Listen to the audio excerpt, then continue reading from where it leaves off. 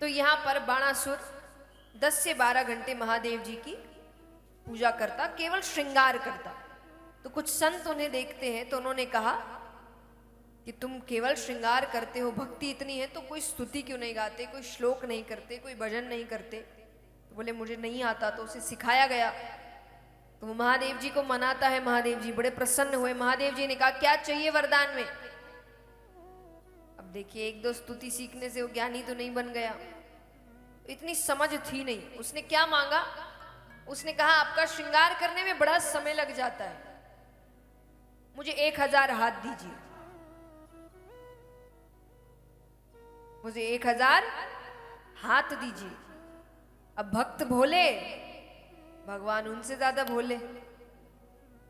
समझाने की बजाय महादेव जी ने कहा तथास्तु।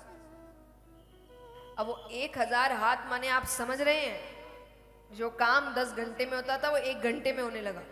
अब पूरे दिन वो करे क्या, उसे वो हाथ भारी लगने लगे। तो वो उनको बड़े बड़े पत्थरों पर जोर जोर से मारने लगा। रोते हुए महादेव जी को फिर पुकारता है। महादेव जी फिर आए, अब क्या चाहिए। बोले चाहिए नहीं,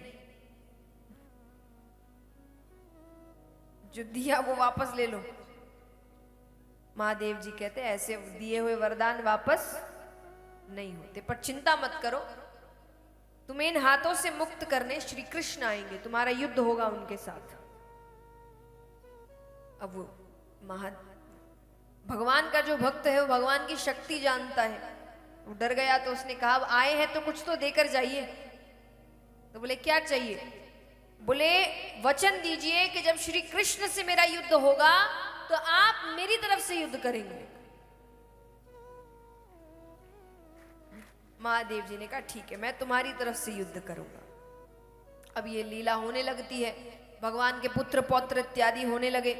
तो भगवान के एक पौत्र हुआ अनिरुद्ध, और यहां बाणासुर की पुत्री है उषा। तो उषा ने सपने में भगवान के पौत्र अनिरुद्ध को पति के रूप में देखा।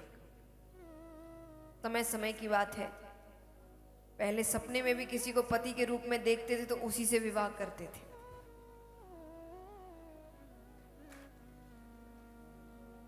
तो उसने स्वप्न में पति के रूप में देख लिया, अब उसको विवाह करना है। अब मान लीजिए आप और हम साधारण लोग, अगर हमें किसी के साथ विवाह करना है तो हम क्या करेंगे, प्रोसेस क्या होगा।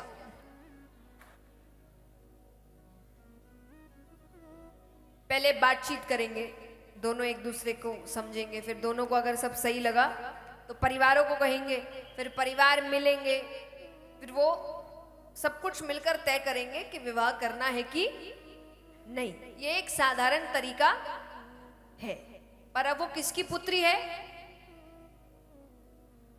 बाणासुर कौन है, राक्षस असुर। तो थोड़ी तो हरकतें आएंगी। तो रात्रि में उसने स्वप्न में देखा, रातों रात भगवान के पौत्र का अपहरण करके ले आए, यानी भगवान के पौत्र को उठाकर ले आए। भगवान को पता चला, भगवान कहते अरे भाई हमको रिश्ता मंजूर है, भेज दो। पर उसको तो हाथों से मुक्त होना है। वो कहे नहीं, आओ युद्ध करो और ले जाओ। तो भगवान आते हैं।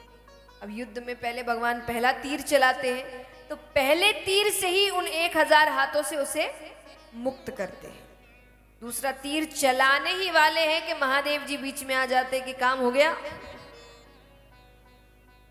जिस काम के लिए युद्ध करना था वो काम हो गया, अब आप बेटी दीजिए और आप बहू ले जाइए, मैं भगवान के विरुद्ध युद्ध नहीं करूंगा।